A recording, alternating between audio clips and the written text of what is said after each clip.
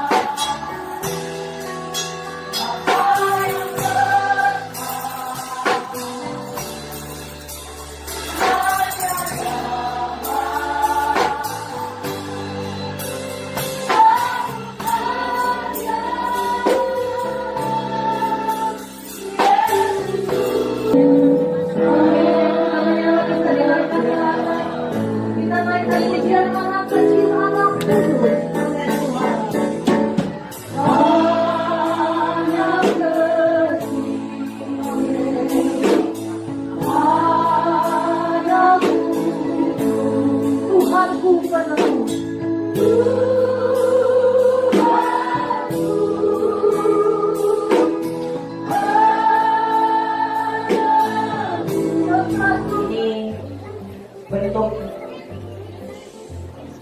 kebahagiaan yang saya rasakan. Biasa buat saya, berkat itu kan tidak hanya dalam bentuk rezeki saja, tapi dalam segala hal itu bisa menjadi berkat. Buat saya berkat tahun ini menjadi berkat yang indah buat Natal saya.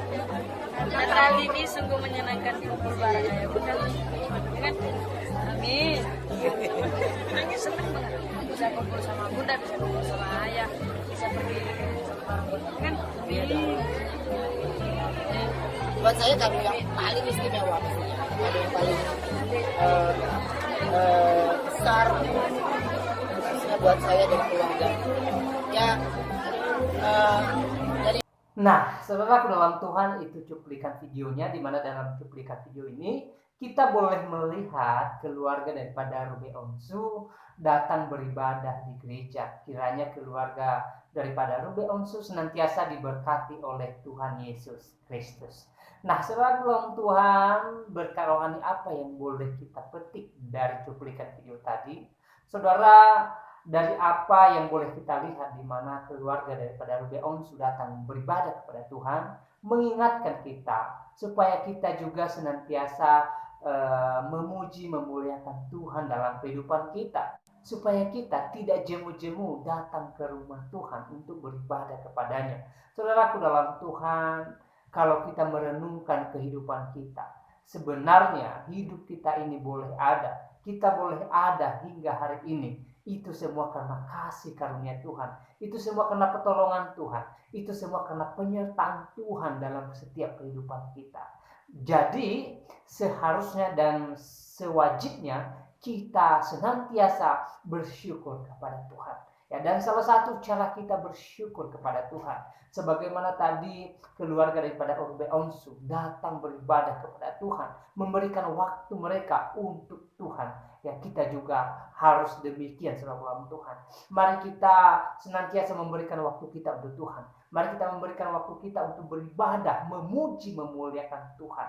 Saudara dalam Tuhan, saya katakan bahwa kita tidak bisa membalas besarnya kasih Tuhan yang Tuhan nyatakan dalam kehidupan kita. Tetapi ya, kita hanya bisa bersyukur atas setiap anugerah Tuhan yang Tuhan limpahkan dalam kehidupan kita hari-hari ini.